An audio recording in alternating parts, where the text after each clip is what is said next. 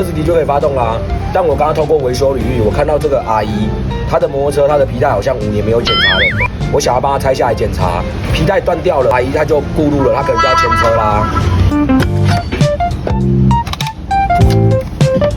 来，你看一下有没有皮带都已经裂成这样子了。哦，真的哎，都裂开了。是啊，所以我们会建议阿姨是不是要做一个预防性的更换，不然大家想想看，吊掐顾路，如果他也有载孙子，重点，如果骑到一半皮带突然断裂，被后面的人追撞怎么办？那 Hanson， 你把它拆开了，如果阿姨不修，拆开没有坏掉的话，你不就白做工了？